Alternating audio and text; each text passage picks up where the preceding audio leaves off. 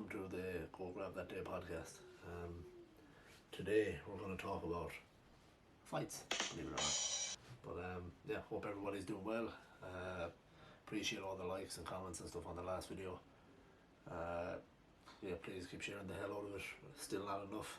We need to try and get it out there a little bit more. But we're working on a lot more content and stuff like that. I know the videos are a little slow coming out, but it's just still trying to get the right routine with it and all that. But we are getting better. They're gonna improve. There's gonna be more of them. We're just kind of in the middle of a lot of things coming together at once at the moment, between things like moving house, stuff like that, moving studio. But they will get better. There will be more. Content will be a lot more as well. So have patience and have faith. We'll have a lot more stuff out soon. But please keep liking, keep sharing, keep telling everyone how amazing it is and how it's the best podcast you've ever seen, and fucking Joe Rogan all these kind of things. I appreciate it. Thanks. We'll have there'll be plenty more things. I've said this before, but there won't be just fights. There'll be a lot more stuff. We're just tight for time at the moment, but we will get there, and there'll be a lot more stuff. You see, just stick with me. I'll get us there. Anyway, today we're going to talk about the fight night at the weekend. Not the biggest card in the world, but very good main event. So it was a fight night: Santos versus Teixeira, or Teixeira, however you want to pronounce it, but I think it's Teixeira. Again, MMA happened to prove my predictions wrong for anyone that was listening to previous podcasts, but I'll get to that eventually. I'm going to go through the card here from, I say top to bottom, but it's going to be skipping through one or two because it was not the most exciting card, and although I know a few of these names, I know a lot of people won't, but even I don't know a lot of these names, so I'm just going to go through the ones that are worth going through. So first of all, kick off the entire card, or we'll go to the preliminary card first. Prelims are actually pretty good. They're a little more exciting than the main card, but Gustavo Lopez won, Max Griffin, the Max Griffin fight, my god. So for anyone that hasn't seen this or heard about it, Max Griffin was fighting Ramiz Brahimaj, I think is how Brahimaj is how you pronounce his name, but fucking hell, I struggle with a lot of names in the UFC. Anyway, it was a pretty good fight. Max Griffin was pretty much on top, kind of landed a lot more shots. It was not a totally one-sided fight, but you just landed more, kind of connected with a lot more. She was starting to do damage on Brahimaj's face, and then he connected with they were up against the cage. For anyone that hasn't seen it, I've been watching the UFC now for a long time, and I've seen some very bad injuries, some sick injuries. We talked about, I think it was last week or the week before, about the guy who injured his neck, which is not the worst I've seen, but it just makes you kind of cringe a little bit when it's a neck or a spinal thing. However, this week, I'm not the most squeamish of people, especially when it comes to fighting. I'm able to look at cuts and things like this. But this injury, to talk people through it, Griffin and Brahimaj were up against the cage, and Max Griffin landed kind of a short elbow, kind of an upward elbow, somewhat like that. It caught him somewhere along the ear area, and pretty much Brahimaj's ear was hanging off, completely opened up from here, and it was literally just flopping. You could see it as soon as he hit him. The commentators had mentioned it too, and it was bad. Like, his entire ear was hanging on by a little piece at the bottom. How this happened, I don't know. I do know that when guys get cauliflower ear, which is basically just it's like rough skin on your ear and like a build-up of fluid inside parts of the ear. You see rugby players get it a lot, and guys who wrestle, or MMA fighters mostly. Just constant rubbing of the ears when you're grappling, you know. And you see rugby and the scrum and stuff like that, they get it. But to be honest, I didn't notice a lot of cauliflower ear on this guy. I didn't notice a lot of build-up of it. Where he got caught and hit it, just his ear was just flopping off. I'll have a picture up on this podcast. I'm going to let you guys know that there's a picture going to come up. I'm going to have a picture attached to this. This is your warning. If you're squeamish, don't look. It's disgusting. It's brutal. One of the worst injuries I've ever seen. So anyway, that fight was stopped because of that. He was getting beat anyway. He was up against Keith, taking a lot of shots, but still in the fight. But as soon as the ref saw it, he was like, "Oh, stop!" And he showed nobody argued with that. I'd love to randomly keep putting up the picture throughout this podcast to piss you guys off, but no, I won't do that. Anyway, yeah, you can see as soon as the ref stopped it, naturally enough, Brahim as a fighter kind of disputing it. But I think like Max Griffin was even kind of, ugh, you heard kind of a moan of him when he saw it. It was disgusting. And Brahim for the whole announcement, like Max Griffin, the announcement for him winning the fight, had his ear like with a towel up against it the whole time.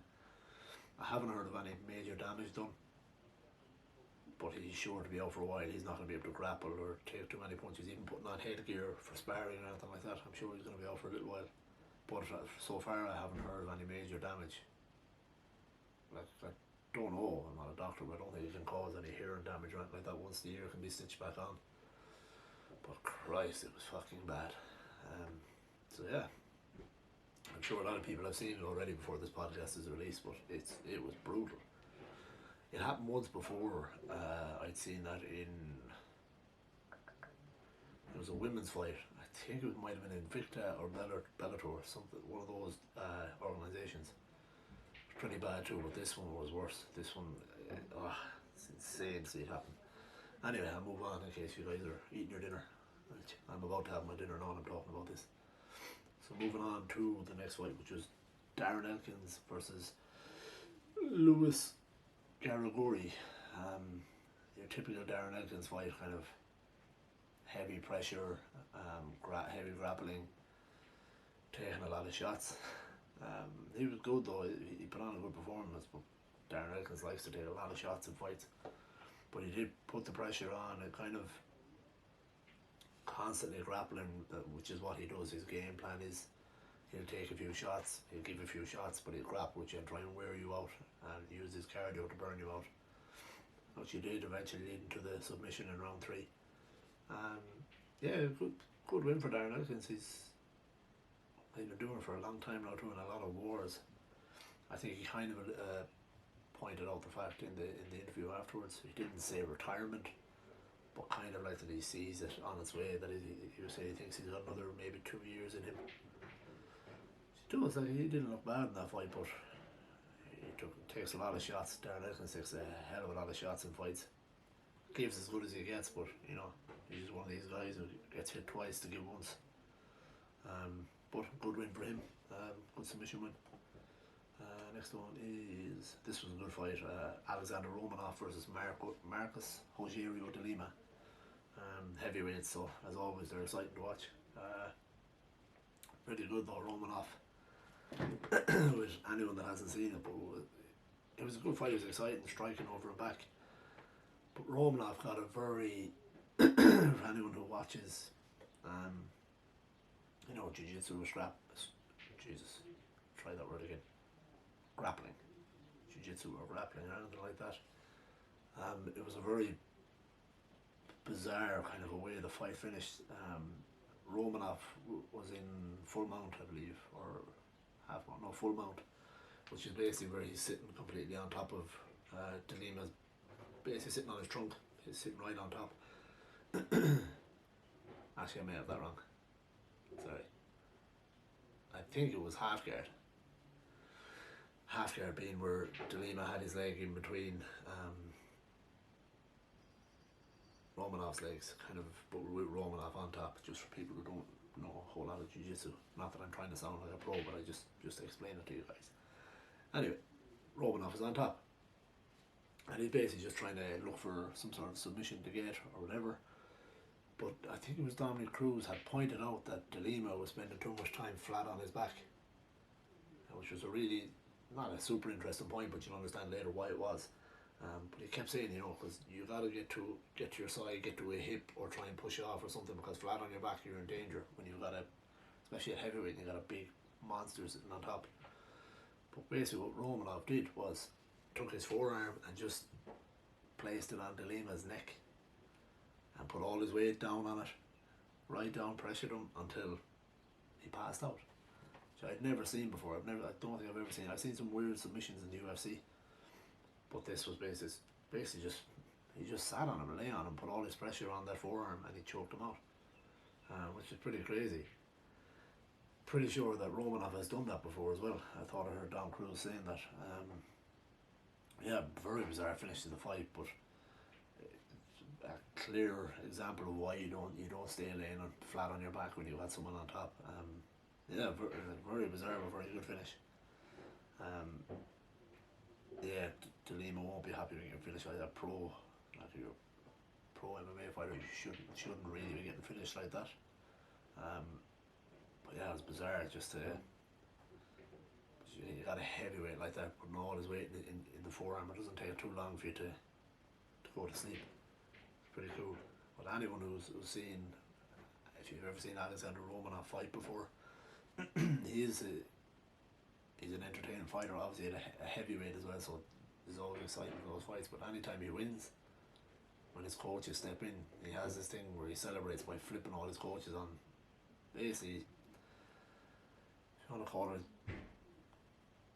judo throws, but he does it to each of his coaches. It's quite funny to see because they're a lot smaller than he is. So it's like picking up kids and throwing them around. It's kind of a funny way to see someone celebrate. Yeah, good win for him. De Lima's not an easy fight. He's got heavy hands, heavyweight obviously, but yeah, it's a good win for Romanov. But check out that choke. Anyone hasn't seen it, it's got to be on YouTube. It's quite interesting. You almost don't see it happening until the commentators kind of pointed out. But you see guys a lot of the time they will put pressure underneath someone's chin. It's just to make it uncomfortable for them, to make them move, so they give you a submission. But he was doing that, and this wasn't an accident, because you could see he was doing that, and then the pressure got a lot heavier. Put all of his weight down on De Lima's neck, and he went to sleep. So pretty cool. That was in round one, so yeah, good result. Moving on, the next fight. Good win for Trevin Giles against Bevan Lewis. TKO round 3. That was a decent fight too. Card itself wasn't super exciting, but they were only the prelims, but worth the watch. Moving on to the main card, you have Claudia Gadelha versus Yan Xiaonan. Yeah, Claudia Gadelha is kind of on a little bit of a streak now. I believe it's 2 fights in a row, if not 3, 2 in a row, I think. Yeah, pretty sure it's 2 in a row. Not like, take nothing away from Yan Xiaonan, but the kind of people that Gadelha has beat before and the people she has fought, she's one of the best in the division, but seems to be slipping away just a little bit. Yeah, it's a shame, because she'll probably have to maybe look at making some changes or something. I don't know, but it's not that she looks bad in any of these fights. She just seems to be on a bit of a slide at the moment, and unfortunately in the UFC you don't get a lot of, especially for someone like Gadelha, she doesn't get a lot of room. The only thing that will probably stand for her, I'm not sure will it, but women's divisions it's kind of hard to find stars, because obviously it's not as widespread as the men's division, so that'll probably help her. And she still looks great. It's not that looks poor in her fights. She's just losing. That's all. But hopefully she can turn it around. But she wasn't too happy with the decision. It was a decision loss to Xiaonan. But I, to be honest, thought it was a fair result. She was in the fight the whole time, but just not landing as many shots as Xiaonan was. And Xiaonan's shots were a little more powerful. And a couple of times, Claudia did kind of dive in for takedowns. One time in particular was kind of a sloppy attempt at a takedown. Probably didn't look good in the eyes of the judges, but these things happen. But hopefully she can turn around. I do like her. She's not she's an entertaining fighter, and she's not bad on the eyes either. So hopefully she can turn it around. And moving on to Jamie Simmons versus Giga Chikadze. I was like Giga Chikadze actually, sorry, yeah. Fucking names. Start learning to speak English again.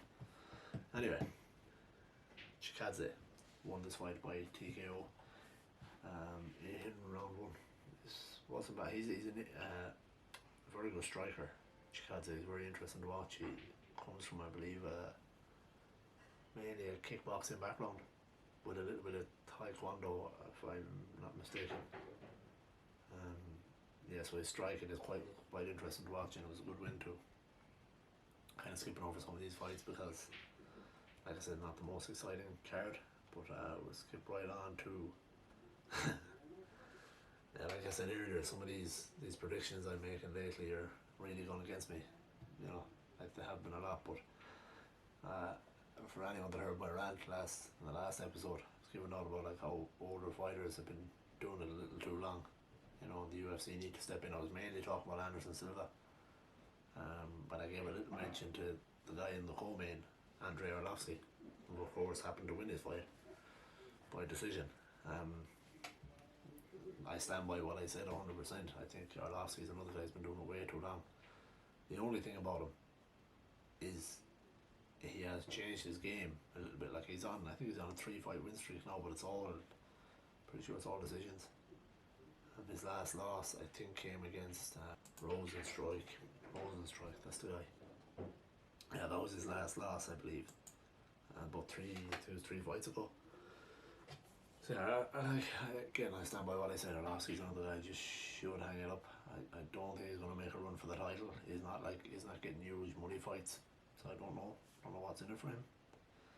But to argue against my point, he is winning fights. He's won his last 3. Super boring the way he fights now, but it's smart because not only he's avoiding shots because he cannot take a shot anymore. Even if you see that the Rosenstruik fight, now obviously Rosenstruik's got super heavy hands, and in the heavyweight division, you know, you clip anybody, they're going to go out most of the time. But he got hit with it was a shot that shouldn't have put him out, I think. But again, Rosenstruik's hands are quite heavy. But to my point, Arlovski is still doing it. He looks okay. Like I say, his fights are super boring like this one. But again, they're super boring because he doesn't engage as much. He's much smarter. So yeah, credit to him there. But just for me, another guy who's dragging out his career far too long. Good win. So I shut up on that. I'm not going to go into another rant. But yeah, Arlovski won decision against Tanner Boser. So he's a 3-fight win streak. So what more can I say? Moving on to the main event. Thiago Santos versus Glover Teixeira. Another prediction I have made. I stand by this as well. I said I think Santos is going to be your light heavyweight champion by next year at some point. And again, I do agree with that. I still think he's going to be at some point the light heavyweight champion. He didn't look bad in this fight. He just showed a little weakness in the ground game against Glover. Is brilliant. Like, his ground game is fantastic. But yeah, Santos, he's been out a year. You know, 2 or 3 different knee surgeries after the John Jones fight. So kind of understand that he didn't look bad. Like, he rocked Glover earlier in the fight. Had him under pressure. Then when he got taken down, he just didn't really have an answer. And the same happened again. He was almost finished himself in the end of the second round. Very close to being finished. In fact, if the round went on a bit longer, he would have been finished. And then of course in the third, again, he rocked Glover. Glover in big trouble. He was landing big shots, but Glover switched the position and got on top, and he ended up getting the choke. So it's unfortunate for Santos and unfortunate for my prediction, but look, that's how things go. Yeah, I do still think Santos is the man in that division. He's one to watch out for. He is going to eventually win that belt, I think. But the next man to get a title shot should be Glover. We'll see after all this Izzy talk. You don't know, but yeah, it was a good result. bit sour that I was wrong about the result, but yeah, look at not to be completely talking about Santos the whole time, even though he lost, but he is a good fighter. I think he just needs a bit more time to get back into his stride. Like, the way he fought John Jones was unbelievable. I think it was the biggest test John Jones ever had, in my opinion. You know, some people might say go back to the Gustafsson fight, which is probably true. I can see the argument, but this is one of his biggest anyway. And we all know how good John Jones is. But for Glover, I mean, he just completely turned his career around. You know, he was one of these guys that I probably would have been saying, only for his win streak, I probably would have been saying the same thing about him. Like, he's a little long in the tooth and he should be probably thinking about retirement, but I'd be wrong about him, because he is really on a streak. Like, he's beaten what he's won in his last 5, and not beating small names. He's beaten some big names: Anthony Smith, now Santos. So if you look at, you know, his past, was it 5, 1, 2, 3, 4, 5, yeah, 5 in a row. So Carl Robertson, Ian Cutelaba, Nikita Krylov, Anthony Smith, and Thiago Santos, which are all not all huge names, but I mean, you got Krylov, Smith, and Santos. You know, tough fights, very tough fights. But if you go right down through his record, I mean, he's got some very big wins. You know, I don't know, way back, like, but he's beaten guys like Kyle Kingsbury, Rampage Jackson, Fabio Maldonado, Ryan Bader, Owen St. Preux, Rashad Evans, Jared Cannonier, Misha Serkinov. You know, he's got some losses here and there as well, but he's got a lot of wins. And I liked in his post-fight interview where he was kind of, you got these guys who really demand a title shot, and you would understand if he did, but he kind of did it in a very, you know, it was a respectful way. He's supposed to be he seems to be a super respectful guy, and people say that he is as well. But he kind of, when he said to Dana, listen, what more do I got to do? So I'm beating all these younger guys, and, you know, it's not been easy. He said, come on, man, give me the title shot. Which I thought was pretty good, and Dana has come out and said that he thinks he does deserve it, but, you know, money talks. Yeah, sorry guys, it's a bit of a pause and play in the podcast there, because as you can hear, there's a bit of music in the background. It's my neighbours who, since the start of the podcast, there's been, you know, you can hear the pool table and all that kind of bullshit, so now you can hear a bit of music in the background. After next week, there'll be no more of this. I'll have my own little private area, so there won't be any stupid background noise, hopefully not. So bear with me, I apologise. Anyway, back to Glover, the 95-year-old guy who's on a 5-fight win streak. But yeah, you were saying to Dana about, you know, how he deserved a shot, and that he thinks, come on, it's not easy beating all these young guys. And he's right. I mean, you kind of feel for him. He really should get the shot. I know, like, money talks in the UFC, and there is all the talk of Adesanya stepping up, and I get it. I can kind of understand why Glover would get overlooked. If you think about it, you would have all this talk of Izzy and John Jones. So if Izzy steps up, happens to win the light heavyweight title, then steps up again against John Jones. Let's say John Jones happens to win the heavyweight title. You know, there's a lot of things to happen there. Like, but let's say if the stars align, make sure some big money fights. But one way or the other, Glover should either get the next fight, next title shot, or get the one after Izzy. Because it's unfair. I mean, like, I did enough giving out last week a little bit here about older guys who, you know, shouldn't do it anymore. I mean, he clearly belongs in there still at his age. I mean, I think he's fucking 46 now, 40 something anyway. And he's 41, 42 actually. But it's insane, like, what he's able to do, and they should respect that. Give him his shot, or definitely give him the shot after Izzy. If Izzy gets it, I don't know, but we'll see. But yeah, you know, none of these guys has done it for a long time with the UFC. You know, return the favour, give him his title shot. You know, especially when he's putting on, he's looking so, looking like he's on such a good run. Yeah, I would agree with it. I don't think it's going to happen because I do believe that this Izzy and Jan Blachowicz fight is going to happen because there's just too much talk about it now. But I'll get to that in a minute. There's a little more I want to talk about on that. Um, so hopefully, one way or the other, I'd like to see it go over and get it at some point. Maybe late next year if they want to give it to Izzy early in the year. But great win for Glover, and he looks a tough fight for anybody now. He really does. Like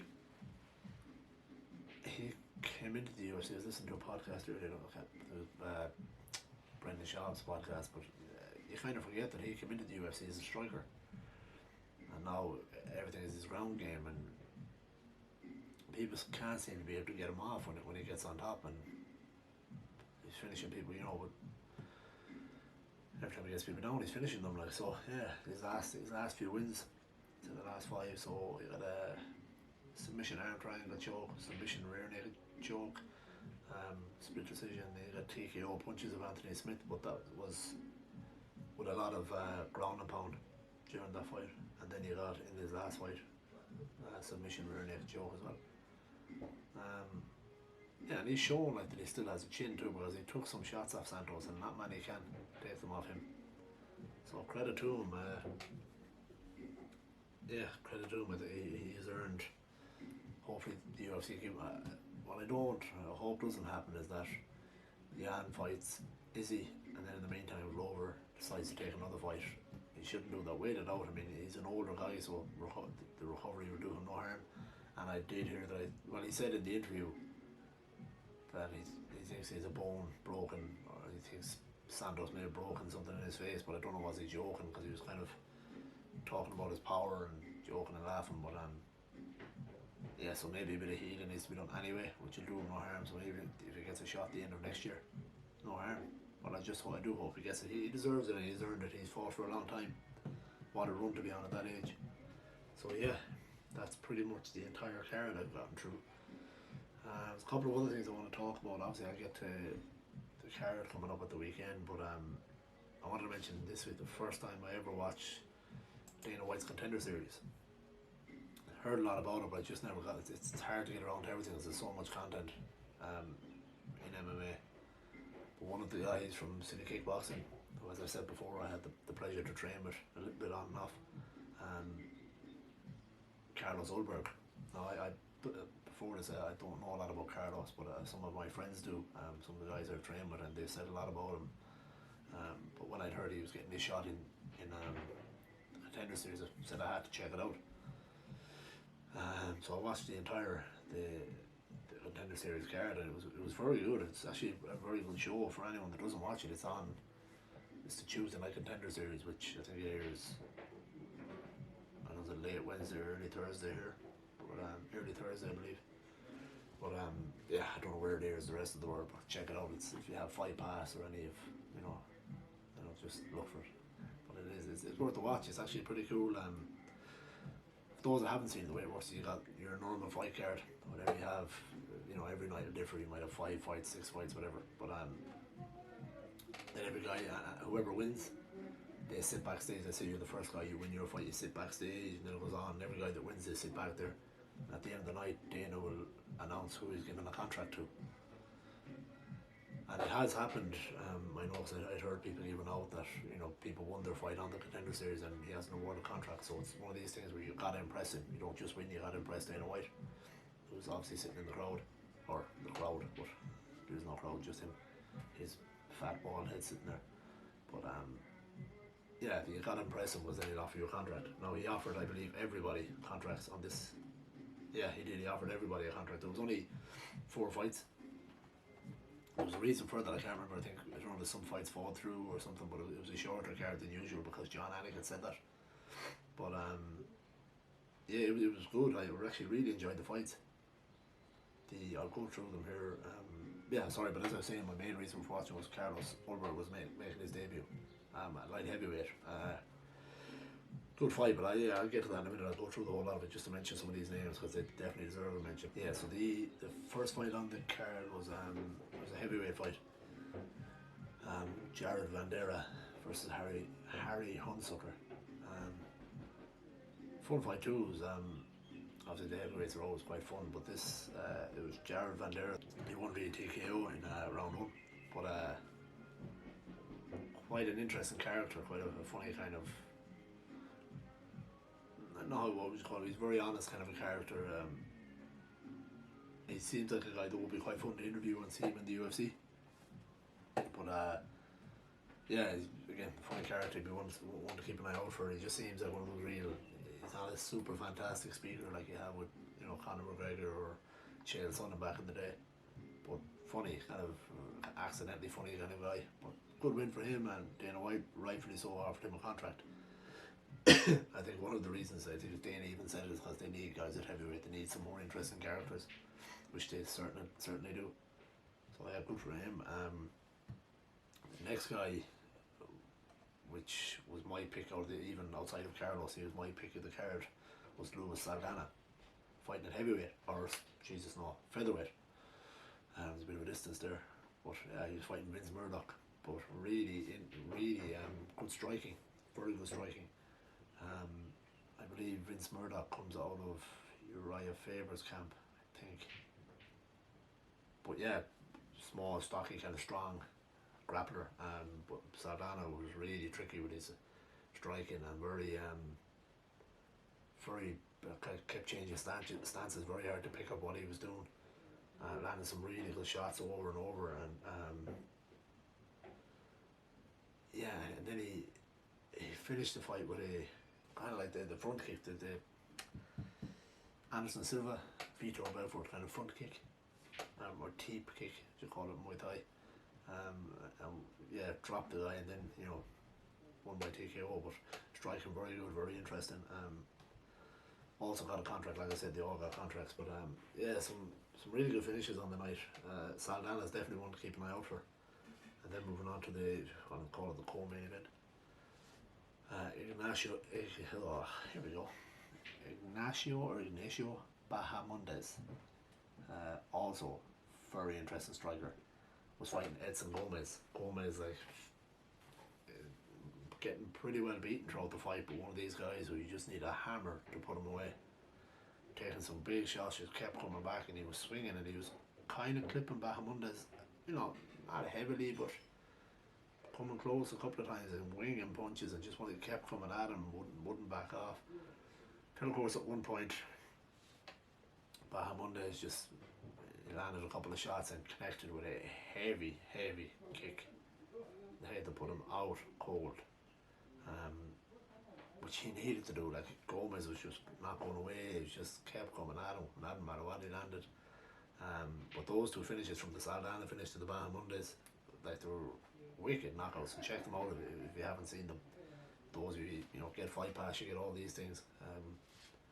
It's where I was sponsored by them. But yeah, so it was an interesting card for my first Contender Series thing. I definitely will watch it in future when I can.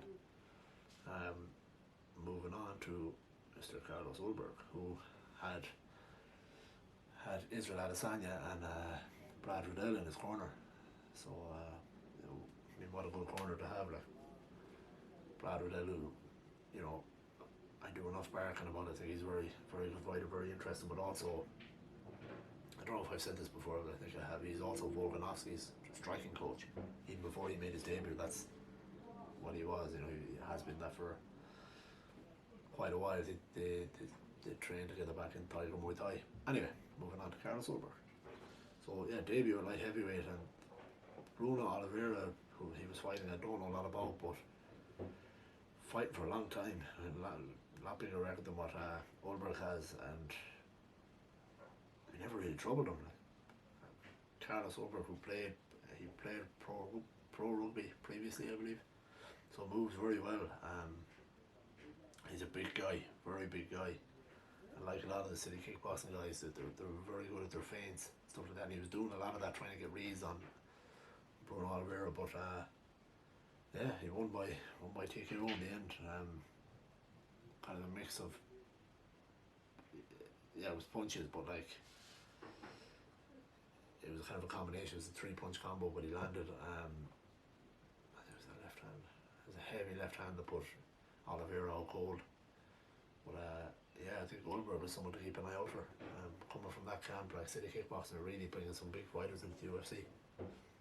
It's good seeing them spread out over a few divisions as well. They, yeah, they really are. Like, I think people need to pay more attention to Eugene Beerman because he's become one of the best coaches out there. Uh, Again, I'm not saying I know I do kiss a lot of their asses, but it is true. And if you listen to the guy, if you listen to any of his interviews, he's very interesting to listen to. He's a bit kind of like I've spoke before, like guys like Trevor Whitman, or if you listen to John Danaher or Faraz Sahabi. Eugene Behrman's another one of those guys. He's very smart in the way he speaks and the way he talks, and the way he thinks. Sorry, speaks and talks, same thing. But yeah, very interesting. It's another guy that the City Kickboxing guys have there in the UFC. Anyway, sorry, I'm skipping because I have a lot of stuff to try and get out today. But yeah, people, you know, if you're bored, check out the Contender series. It is quite good, and it gives you a little look at some guys that come into the UFC. Also, guys that maybe might have been kicked out. I say kicked out, but guys that might have been let go by the UFC, they get the chance to return sometimes in that, or if they, you know, yeah, basically if they didn't do well enough, they get another chance sometimes in the Contender series, like the Ultimate Fighter. Anyway, moving on. The next thing I wanted to talk about was the talk of Izzy fighting Jan Blachowicz. There was a lot of talk of that. I did say, I think it was last week, that I am kind of sick of people. It's always jumping divisions and things like that. Not that there's nothing wrong with it. The fighters got to get their money. I do think for Izzy it's not a bad idea. It's going to be a tough fight, you know, in a heavier weight class. But I understand there's not a whole lot there for him in middleweight. So yeah, I do get that. But I was thinking, like I was saying last week, if you watched last week, I was talking about the Ultimate Fighter returning. And it would be super interesting if the UFC decided to do Izzy coaching against Jan Blachowicz. And you could do, you know, a New Zealand team or an Oceania team versus a European team. Blachowicz obviously being Polish, Izzy being from New Zealand. And I know that Adesanya was asked previously, kind of, because there was rumours it was going to be him and Paulo Costa. So, yeah, they were thinking of doing Izzy versus Paulo Costa, the Ultimate Fighter, and Izzy had said that he had no interest in it. He said in an interview now, I don't know whether he said this to the UFC, but he had said that he had, in an interview I'd seen that he had no interest in it. But Brad Riddell, who was with him in the interview, had said, what if it was Australia versus New Zealand? And he said, oh yeah, then I would consider it, or I'd think about it. I know this is not the same, it's not Australia versus New Zealand, but if you got to coach an Oceania team or a New Zealand team versus a European team, that would be good. Hopefully you'd accept that. I would love to see that. I'd love to see the European guys, because I don't think they get enough of a chance, considering, you know, they've had some pretty big champions the last few years. You know, like Blachowicz to name one, McGregor, Ioane and Jacek, you know, pretty big champions. Yeah, I think it'd be nice to see, you know, outside of America, like New Zealand has shown lately how good their fighters are. Australia has shown up the kind of fighters they have, and Europe has shown it too. And I don't think there's actually not a single American champion on the UFC, if I'm right. Am I right? I'll check that later, or correct me on it if you want. But I'm pretty sure. Yeah, since John Jones vacated. Yeah. So anyway, my point being, that would be very interesting to see. I would love to see that. I didn't get this idea from anywhere. I just came up with it last week in my little brain. Can't think of any names, but of course I'd come up with this shit. But yeah, I think it'd be really good to see. I'd love to see like a European team get a shot under Blachowicz, and Izzy get some Kiwis or Oceania fighters. So it'd make for a really interesting season. Obviously, Izzy being a better shit talker, but I'm sure it'll still build up some interesting TV. I don't know would he do it. I'm not too sure, but might be worth doing, considering they haven't announced any coaches, but they are announcing the return of Tough. They have said that Izzy will most likely fight Blachowicz, but they haven't picked a date for that either. So yeah, hopefully I broke some news for you there or something, I don't know. But yeah, that would be really cool to see, I think. So kind of quickly moving on. The UFC has announced McGregor versus Well, they haven't officially announced, but I think it's pretty official. I think Dustin Poirier has signed. McGregor, I think, has verbally agreed but hasn't signed just yet.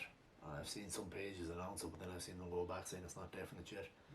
But supposedly January 23rd, McGregor versus Poirier. Don't know whether it's going to be Fight Island or Vegas or what they're doing, but interesting. I'm glad they've announced that. That would be a very good fight. I do think, dare I give another prediction, but if this happens, I think that's going to be a war. I think Poirier is a lot better since McGregor last fought him, and I also think McGregor's a lot better. Both, I think this would be a very, maybe a little similar to the Diaz fights, McGregor and Diaz. This will be, I think it'll be a very good fight. You might see a 5-round war. McGregor, I think, is a little edge on the striking. He's a little more accurate than what Poirier is, but Poirier is a very good boxer too. So yeah, I think that's the makings of a good fight. Just wanted to put a little piece in on that. Not fully announced yet, but by the sounds of things, it's pretty much a done deal. So I hope that's the case. Anyway, very quickly moving on to next week's card. Yeah, so next week we have Paul Felder versus Rafael Dos Anjos. Dos Anjos was supposed to fight Islam Makhachev. And Makhachev backed out due to, I think it was a staph infection, but on less than 5 days notice, in typical Paul Felder fashion, he's decided to step in. So yeah, I think that's definitely a more exciting fight. Makhachev would have been good too, but I love watching Paul Felder fights. They're always exciting, and I think he's a brilliant character in the UFC as well. Another one of those guys that, you'd imagine kids should look up to. He's a really good character. I think he's very good in the commentary as well. Dos Anjos stepping down to lightweight after spending some time at welterweight. I don't know if it's a good idea or not. He became kind of a gatekeeper in the UFC for a while, where he's like that guy that people need to beat to prove they're good enough. In my opinion, he's still pretty good, but he kind of has become that guy, so it'll be interesting to see how he looks back at lightweight. I saw him today, not in person. I saw him giving an interview today, and he looked very, what's the word, like dehydrated. He looked all sucked in, like he was having a tough weight cut, which is, you wonder, but I'm not going to give any predictions. That'll be a good fight. Watch it, it'll be a good fight. That's my prediction. But yeah, I got to rush through this card a little bit because we're strapped for time. But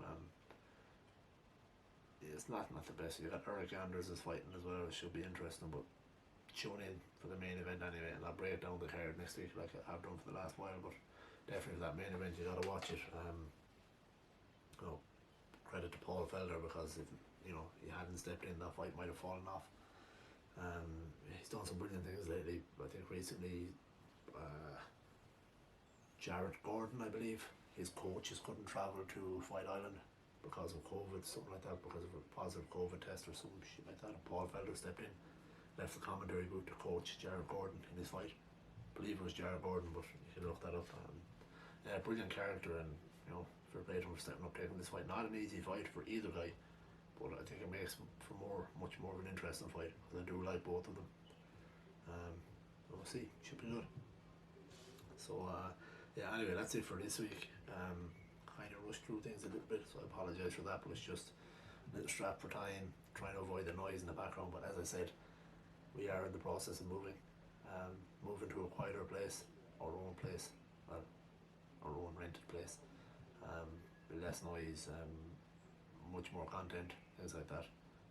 So I appreciate it, guys. Keep sticking with me, keep sharing, liking, posting, commenting, everything. I appreciate it, and hope you enjoyed this one. And stay safe, stay clean, wash your hands, fucking don't cough on each other. Take care.